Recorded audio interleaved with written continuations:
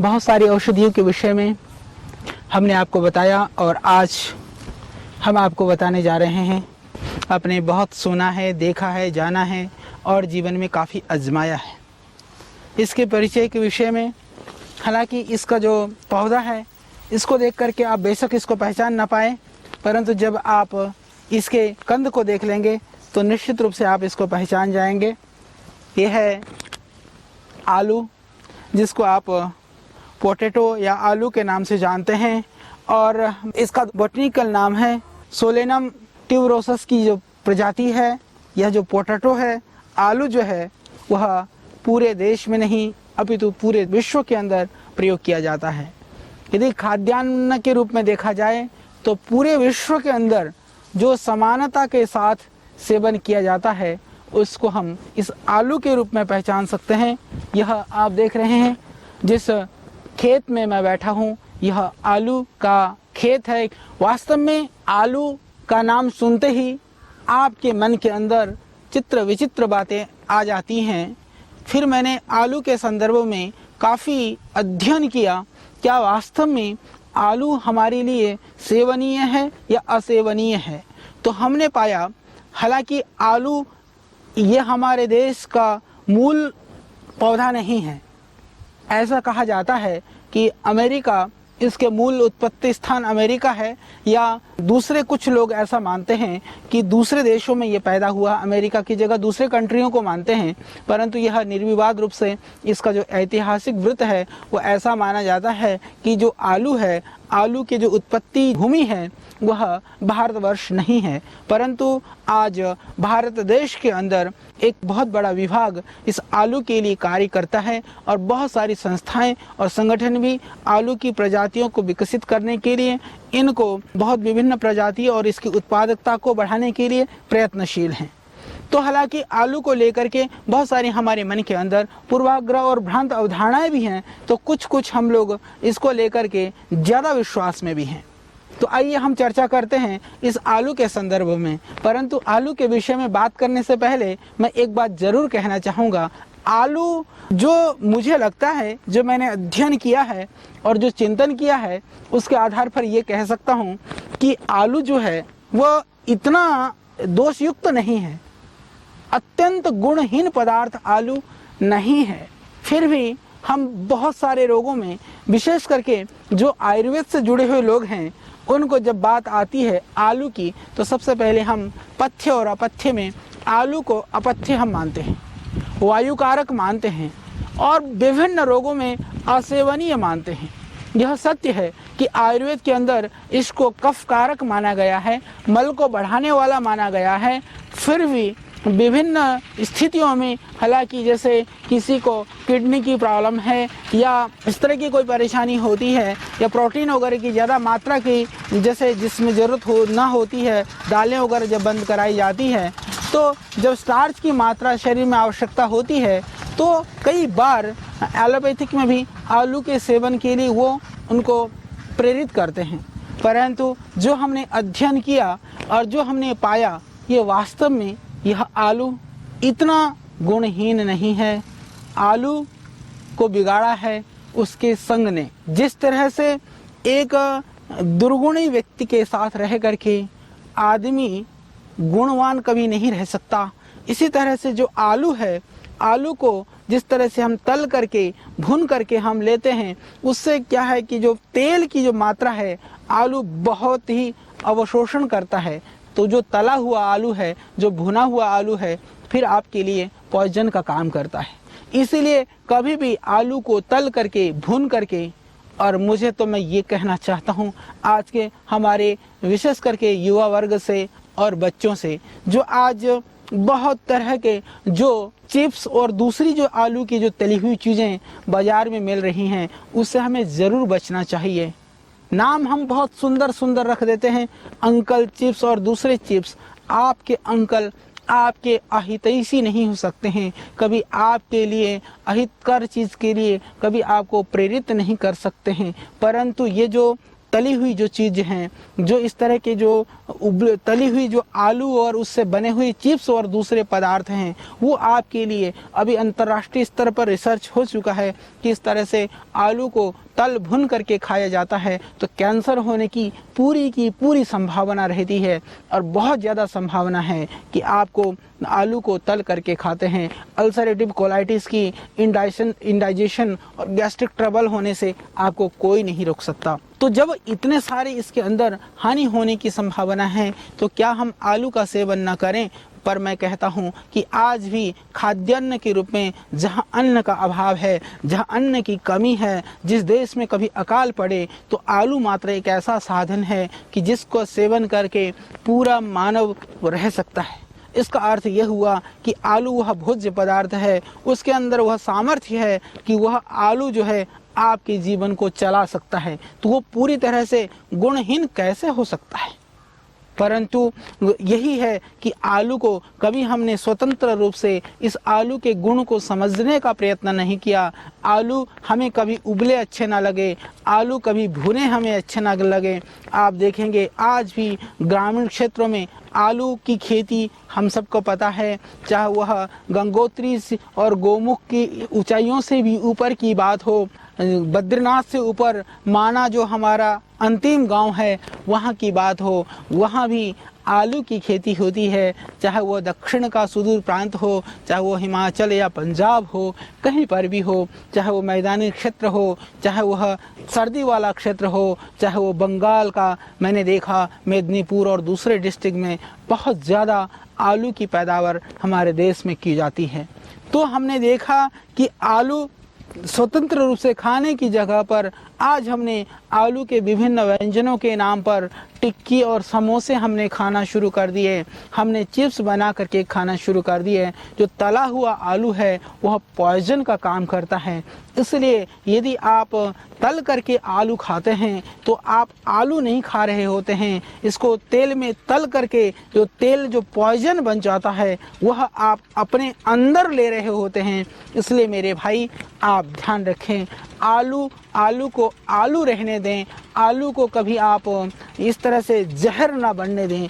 इसीलिए मैं सभी बच्चों से, ठीक है, प्रयत्न करिए कि दैनिक आहार में बहुत ज़्यादा आलू का सेवन करने से, क्योंकि यह मल की मात्रा को बढ़ाता है, यह आलू जो है यह शरीर के अंदर आलस्य को बढ़ाता है, यह आलू की स्थूलता को, मोटापे को बढ़ाता है। परंतु कभी कभी यदि उचित मात्रा में आलू का सेवन करते हैं तो वो आपके लिए लाभकारी हो सकता है, आपके लिए गुणकारी हो सकता है, आपके जीवन को स्वस्थ बनाने में सहायक हो सकता है। पर सावधान, कभी भी भूल करके भी चिप्स या दूसरे इस तरह के किसी भी पदार्थ के रूप में आप आलू का सेवन कदापि ना करें, क्योंकि इस तरह से यदि आप आलू का सेवन करते हैं तो वो आपको भयानक नुकसान पहुंचाएगा। आपके पेट के लिए, आपके इंडाइजेशन जैसी बीमारी के लिए आलू बहुत ही अच्छा है। आलू को आप कोयले में भून लें, उस आलू को, उसके छिलके को हटा करके उसको आप थोड़ा सा नमक डाल दें, थोड़ा सा नींबू डाल करके आप उसका सेवन करिए। वह आलू अत्यंत आपको स्वादिष्ट भी लगेगा, वो रुचिकर भी होगा और वो आपके लिए, आपके पेट के लिए, आपके इंडाइजेशन जैसी बीमारी के लिए वो लाभ करेगा। बहुत ही अच्छा है।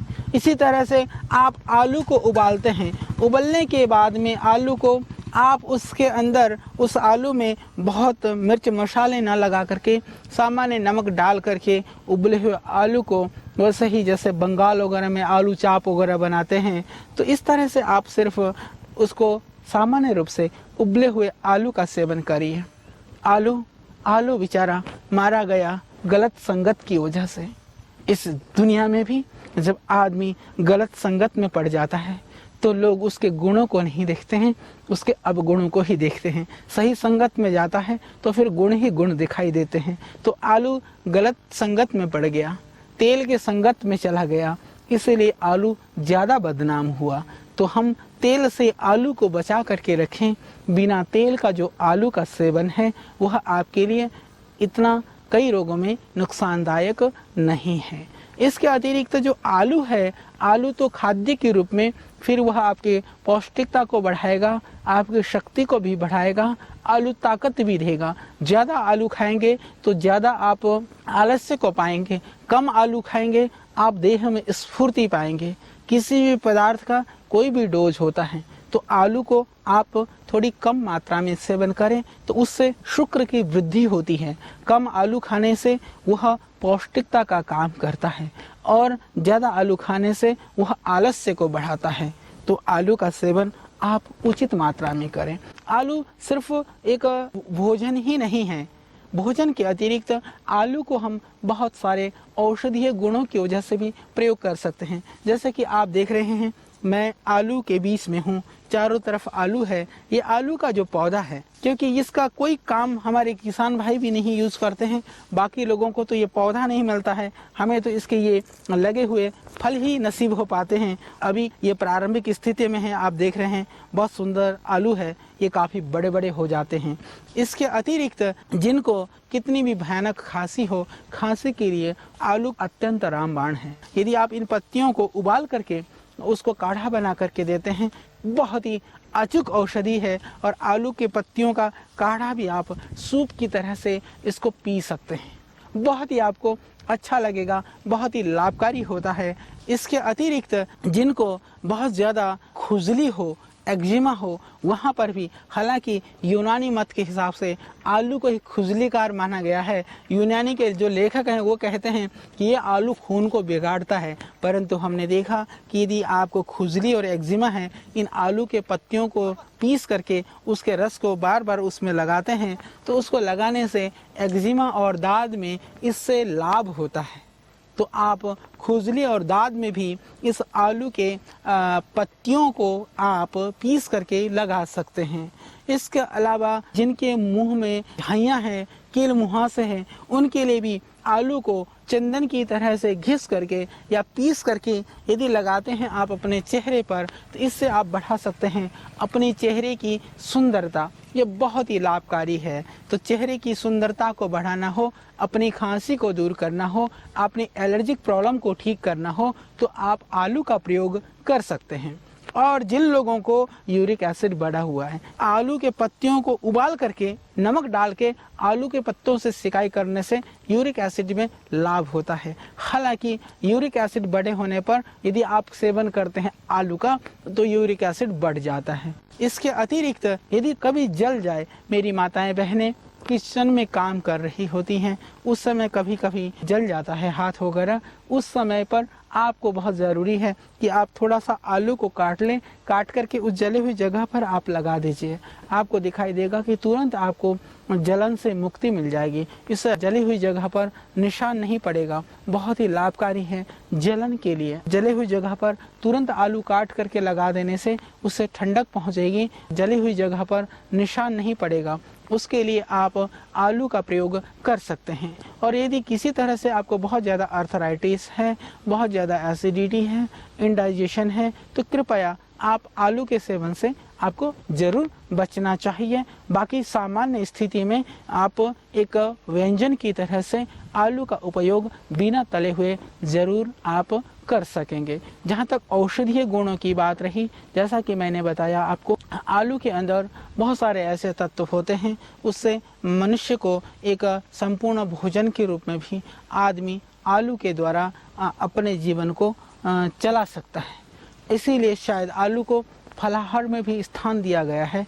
परंतु जैसा कि बहुत सारे जो द्रव्य हैं अपने नहीं संगत के अवगुणों से ज़्यादा जाने जाते हैं, उसी रूप में यह आलू भी है। तो आलू को तलिए नहीं, आलू को भूनिए नहीं, आलू में विविध तरह के मिर्च मसाले और दूसरी चीज़ों से आप आलू को बचाएं और आलू को आलू ही रहने दें। आलू को किसी भी तरह से आप पॉइजन ना बनने दें। कटी हुई जगह पर आलू लगाइए, सूजन में आलू के पत्ते को उबाल करके सिकाई करिए, आप उसके पुलटेस को बांधिए। और ये पिंपल्स और झाइयाँ हैं, आलू को काट करके आप लगाइए चेहरे पर, उससे भी फर्क पड़ेगा। तो यह आलू इन सब कार्यों के लिए बहुत ही लाभकारी है। और इस तरह का जो आलू है जो भून करके खाया हुआ है, वो आपके शरीर को और आपकी आँखों को और आपकी आंतों को ताकत देगा। तो इसको हम इसकी जो सेवन विधि है, भगवान ने जितने भी पदार्थ दिए हैं संसार में, उन पदार्थों के बहुत सारे गुण हैं। उन गुणों को हम जानें, उन गुणों को हम पहचानें, उन गुणों को पहचान करके उससे लाभ लें, न कि उन गुणों के से वंचित रह करके कहीं हम उनके अवगुणों के द्वारा रोगी न हों। परंतु मेरे बच्चों, मेरे ये सभी युवाओं से सविनम्र प्रार्थना और आग्रह है कि चिप्स और ये जैसे तली हुई पिज़्ज़ा, बर्गर वगैरह दूसरी चीज़ें और आलू के द्वारा जो तली भुनी चीज़ें हैं, आलू के पराठे हैं, कृपा करके इससे आप ज़रूर बचें, ज़रूर बचें। वह आपके जीवन को नहीं देगा, वो आपके जीवन का हरण करेगा कि कल कहीं बहुत विलम्ब न हो जाए। और आज आप आलू के सेवन को करते समय आलू के गुणों का ध्यान रखें, आलू के अवगुण का भी ध्यान रखें, क्योंकि इसको विकृत करके खाने से इससे आपका सेहत विकृत हो जाएगा। विकृत करके सेवन करने से आपकी जो तंदुरुस्ती है वह विकृत हो जाएगी। इसीलिए तंदुरुस्ती को बना करके रखना हो तो इसकी जो सेवन की जो विधि है उसको सही ढंग से आप सीखिए। और सिर्फ आलू को उबाल करके या भून करके या सामान्य रूप से बिना तेल की सब्जी के रूप में कभी कभी आप खाइए और आनंद से खाइए, रोगों को भी भगाइए। ज़्यादा आलू खाओगे तो फिर यूं आलू की तरह से गोल गोल हो जाओगे, मोटे हो जाओगे, बेडौल हो जाओगे और रोगी हो जाओगे। और सही ढंग से आलू खाओगे तो रोग से भी बचोगे और आहार की पूर्ति भी हो जाएगी। जिस आलू ने आज भी लाखों लोगों को जीवन और रोजगार दिया है, वह आपको भी जीवन देने वाला बनेगा। तो आइए इसके गुणों को पहचानते हुए, ये आपके ऊपर है कि अब आपको क्या करना है। कल फिर मैं आपको एक और पौधे के संदर्भ में ढेर सारी जानकारी लेकर के होऊंगा आपके बीच। तब तक के लिए आप दीजिए मुझे विदा।